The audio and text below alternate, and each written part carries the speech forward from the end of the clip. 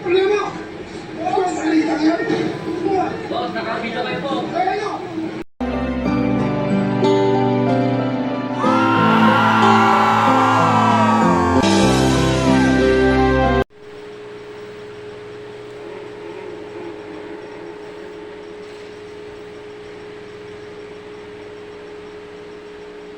Wala. Nagiging? Kausap. Naka-ready pa yung dulo. Okay.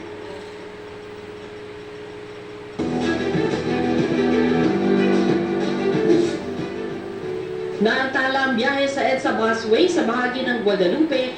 Ang kotse kasi na ito nag-counterflow sa linya ng bus. Itong may-ari ng sasakyan, sabi nga niya is galing siya ng gimmick. So apparently, medyo nakainom po siguro ito.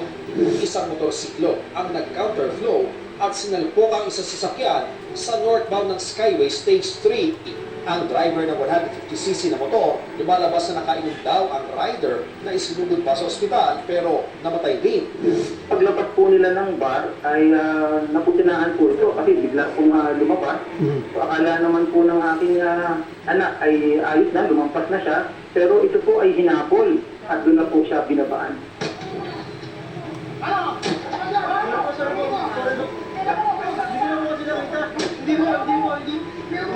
Problema! Boss, salita yan! Boss, nakabito kayo po. Ano? Iyon po, nakainom po sila, lasing na lasing po sila ng amin pong nakausap. Nabangga po ito, yung sinasakyan nilang tricycle. Kita po dyan na humaharurot na at nabundol na nga po yung tricycle. Lasing yung driver? Lasing po.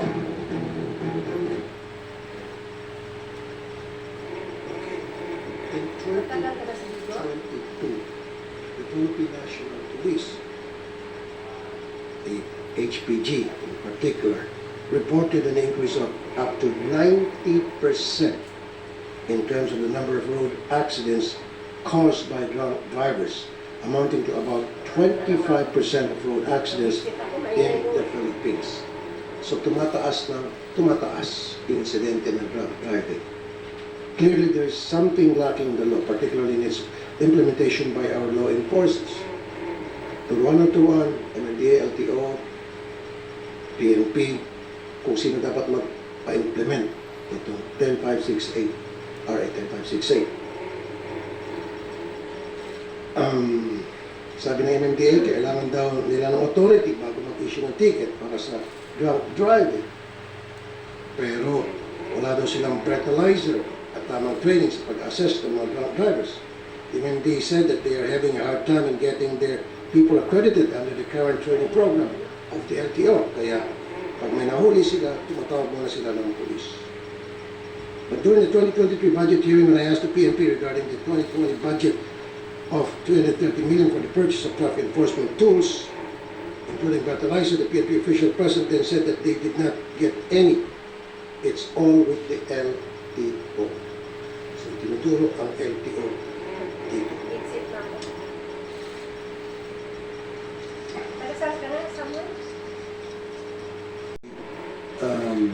With me asking questions. Questions na I believe would be very hard to answer, but I need answers anyway. Umpisahan natin doon sa nangyaring insidente sa EDSA Busway na very clear na yung si De Vera Lim ay lasing. And yet, ang ginawa sa halip na i-turn over sa PNP ay sinamahan sa BGC, hinatid siya, naging driver at bodyguard ang mga taga-DOTR. Ano ka rin? Driver at bodyguard dahil iminaneho ng Coast Guard yung sasakyan papunta sa kondo niya at nagsipid na rin bodyguard. Baka mamaya anyari? Maano na magkalaban. Sa halip ay Ewan ko kung hindi ko pa itinan nakita over yung sa kalaban PNP ko. May PT ako. para gawin yung narapat at sampahan ng Hindi ko pa kaso, nakita yung kalaban ko.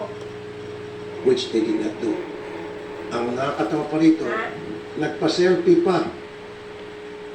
Nagpa-selfie pa ang mga naghatid para bang gustong sabihin Ayaw ko pamili. na mission accomplished na ihatid na namin ang aming baby. Nandito ba yung mga taga-Coast Guard na naghatid? Okay? Malakas yata agency mo ah. CGASN. Ano yung sabihin po ng CGASN? Apprentice Seaman Neil Patrick M. Villaluz and Apprentice Seaman Al Ahmed Asap.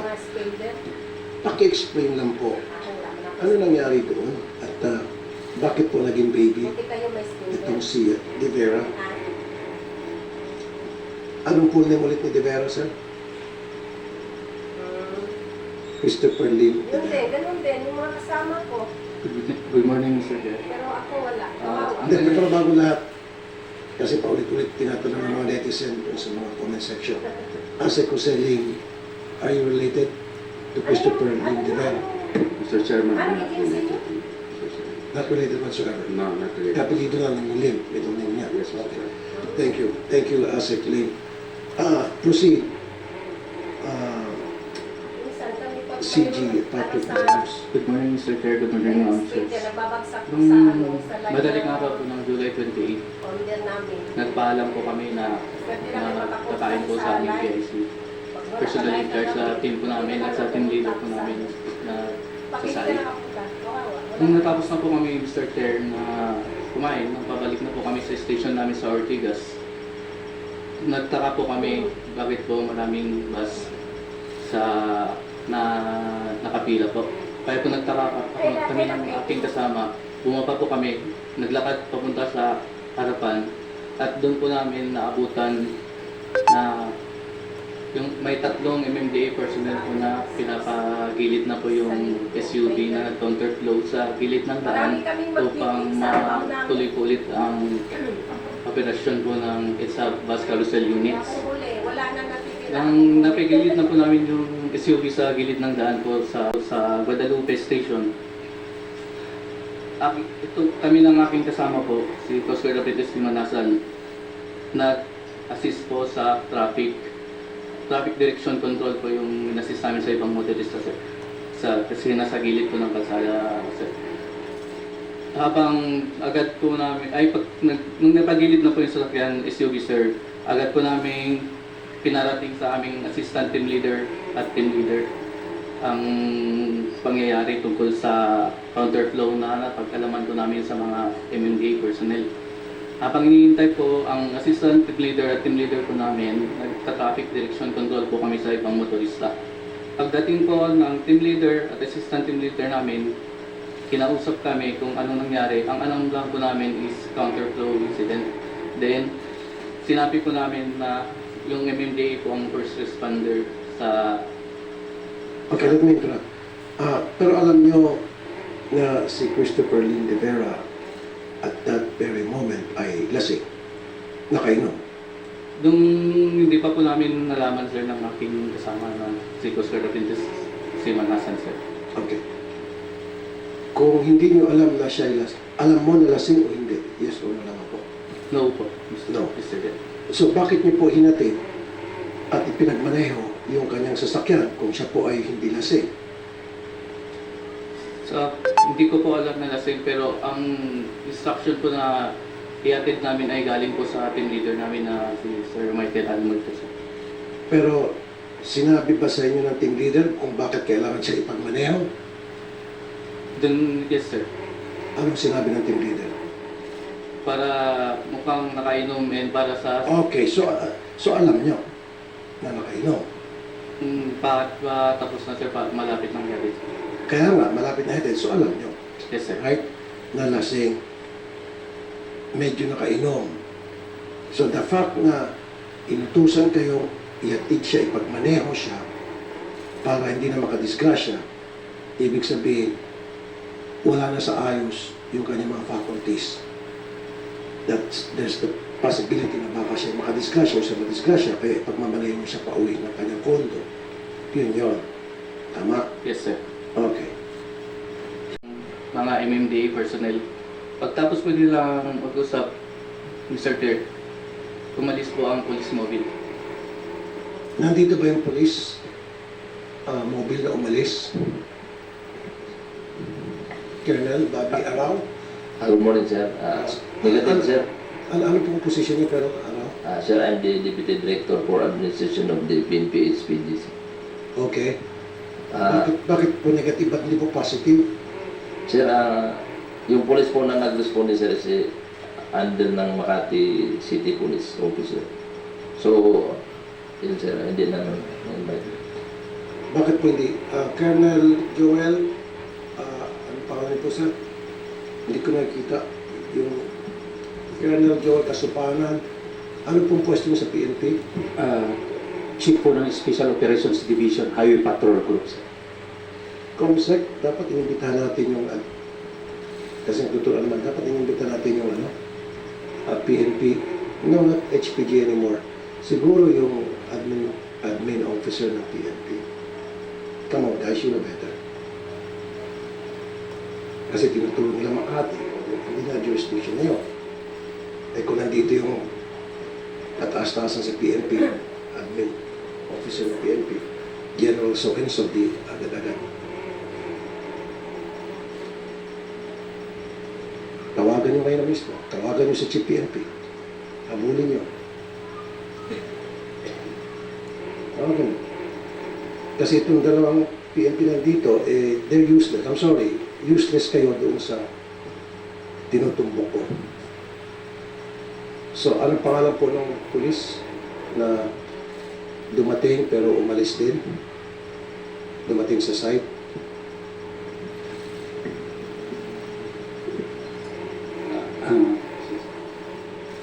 Sir, nasa report yata ng UMDA, sir. Okay. Sige, turo sila. MMDA, anong pangalan ng pulis? He was already there. And alam naman siguro niya na meron tayong anti-drunk and drug driving law. Sa halip na parang chismoso lang, nakimarites lang, and then, may lasing ba dyan, nag-resist ba yan? Kung sinabi hindi, o sige, alis na ako. Magkape muna siguro ang nasa isip niya or tumongga or something like that. Ito na pala yung mga police. Okay. Pero sige, mas maganda kayo yung magsabi. Per the sinumpang salaysay of our two traffic enforcers present at the time of the incident, Your Honors, ang nakuha po nilang pangalan ay PSSG Rojas at Patrolman De La Cruz. Your Honor. Comsec, ba't may natin pinatawag ito?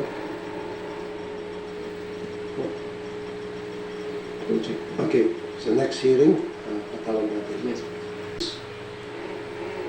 Kayo, HPG, na para ninyo ang isang motorista dahil lasing, ano po yung protocol? Good morning, sir. Actually, sir, usually, sir, pag initially, ma-determine namin na parang under the influence of liquor. So, Yes. we have to, mayroon kami tinatawag na, sir, field sobriety test. Okay. So, doon sir nakasaad yung mga procedure, but then after that, sir, you have to for permission, sir, use the necessary technical lang, sir. Okay. And then pag na-find out ninyo na talagang lasing at over the limit na yung alcohol sa kanyang katawan, ano po yung susunod na yung gagawin? Of course, sir, we have to hold the driver in custody, sir, and for him not to forgo with the driving, And then, we will find the necessary charges, sir. correct. So, base po dun sa sinabi ninyo, so malaking pagkakamali itong nagawa ng kabaro ninyo. Tama? Yes, sir, but accordingly, sir, yung I knew sir, I can speak for ano nangyari, pero yung based on ano, sir, SAIC daw, sir, sila na daw bahala. No, sir. Gusto ko lang sa procedure sa protocol. So therefore, base po dun sa mga sinabi ninyo, yung pong dalawang pulis,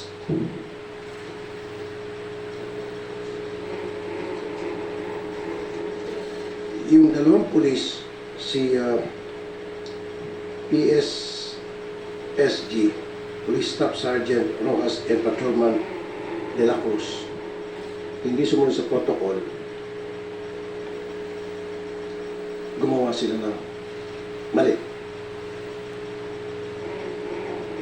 Yes, sir, nakikita namin, sir, may kulang po yung tropa namin sa baba, sir. Okay. Yun ang gusto ko. Na at least, inaamin mo ngayon na yung kabalo ninyo ay nagkaroon ng pagkukulang, which is hindi niya ginawa yung binanggit ninyo. Diba? Mga binanggit yung sobriety test, technical test, and then dalhin sa presinto, file appropriate charges. Okay. Thank you.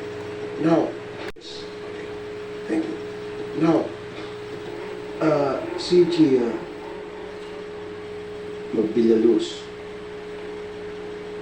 nung pagkatip niyo sa kanya sa pondo, bakit pa kayo nagpa-selfie, sir?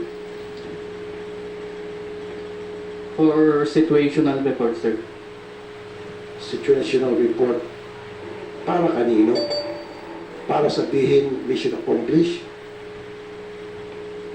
Para po sa team leader namin, sir, sa report mo. Ano naman ang naging reaction ng team leader nang pinadala yung selfie? Na yan, okay. Saan ka dito? Ikaw ata yung nasa left. Okay. Left post. Sige. Ano sabi ng team leader nung pinadala mong selfie? Hindi po ako yung nagpadala, kundi ang assistant team leader namin, sir. Siya po yung kumuha ng picture, sir. Nandiyan pang si assistant team leader. Ilan pala kayo naghatid? Tatlo po kami, Mr. Chair. Okay, team leader, ito yung sa taga-DOTR. Yung kasama po namin sa picture, Mr. Chair, is yung assistant team leader po namin. Okay, sino itong naka-uniforme ng DOTR, yung naka-black? Assistant team leader po namin si Sir Alvin Garcia. Andito pa si Sir Alvin Garcia.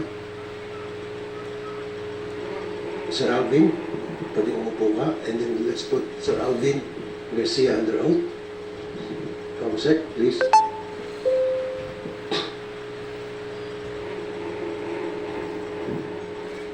Nawala. So useless yung presence nyo. No. Nung time po, bago po nung bagyo, naubos na po siya, sir. Kaya hindi po agad na i-renew yung panikat kasi nabutan po ng kansila po ng pasok. Kanino kayo kumukuha ng panikit? Sa LTO po, sir. Okay. Ilang araw ba yung pagpo-process ng panikit?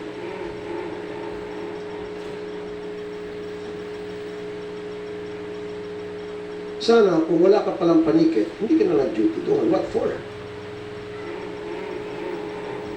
Useless ang presence ko doon kung gano'n. Ba't ka pala doon kung wala ka palang panikit? Wala kang authority na manghuli at mag-sanction ng isang violator. In this case, tulad nitong si Dever. LTO, Mr. Francis Ray Almora, gaano katagal po mag-process ng panikit na ibigay? Good morning, Mr. Chair. Sa deputized niyo? For the deputized officers of LTO, they have to just account for the tickets. So they have to submit or return the copies for the office for COA purposes. And immediately, we can issue again. How long, sir? Within the day, Mr. Chair. Within the day. Narinig mo? Mr. Almoite, within the day. I believe meron kang panikit Kaya alam mo yung ginagamit mong depensa. But let me remind you, we don't even need paniket para yung isang tulad ni De Vera na lasing na siya ay dalhin sa presinto o tawagan mo yung pulis. Nandiyan sa IRN number 2 sa Department Order ninyo. Magkipag-communicate sa pulis para sunduin ito at dalhin sa presinto. Because a crime has been committed. A law has been violated. Tama? Okay. Now, DOTR, Yusek Jesus Ferdinand Ortega, salamat sa iyo at ikaw consistent laging presence mo. I appreciate that. Ano yung parusa dito? Kung mabilis kayo magparusa sa mga gumagamit ng busway, ngayon, ito mga hindi gumawa ng tama, Mr. Chair, anong parusa? Mr. Chair, si ASEC Dr. Lincoln, ipapareport ko because he's the one handling the ASEC, incident. anong parusa dito sa kanila? Umpisa natin sa team leader. Mr. Chairman, our secretary wrote you a letter po. And based on the letter po sent by our secretary to your office po, since still suspension po yung parusa po for them, Mr. Chairman. Okay, si Alvin Garcia, suspension for 3 months. Sino to si Alvin Garcia? Is he here? Okay. So, suspended ka for 3 months. Okay, yan yung parusa sa'yo. Okay. And then si Michael Real Moite, suspension for 3 months. Okay. Si ASN Hassan, admonition, ibig sabihin, pinagsabihan na, huwag mo na ulitin yan. Why? Mr. Chair, based on the reports and the investigation that we got, sumunod lang po sila sa team leader po nila. Sinabihan sila ng team leader nila na mukhang nakainom to ensure that safe po yung mga road users. Sila po nagtanong pa sila kung sino bang marunong mag-drive. And we found out, ang marunong mag-drive, si ASN Villaruz. So siya yung pinag-drive po, Mr. To cut it short, sumunod lang sila sa utos ng team leader. Yes. So pag sinabi ng team leader, lumundag ka sa 10th floor building, kailangan sila lumundag. Sir, hindi naman po, Mr. Chairman. Alam nila na bawal yun. The fact na alam nila na bawal yun, yung pinapagawa sa kanila, they could have just said no. I think Why did they not that's the proper say? That's the proper thing to do, Mr. Chairman. So therefore, meron dapat silang pag-usap. When we asked them po, Mr. Chairman, yun po ang sagot nila that we honestly did not know po because even yung iba po, Sir, Asik, alam nila na lasing kasi medyo nakainom at alam nila hindi nila trabaho ang maghatid. It's not their job na ihatid ang isang lasing na driver sa kondo. That's not part of their job. That's a very clear violation of the duties and responsibilities as Coast Guard personnel manning the busway. So therefore, dapat may pausap. Kasi sir, sila yung mga naka-camouflage. Sila yung mga nanguhuli. Sila yung tumitipa pa doon sa busway. Nagkikipagsigawan pa.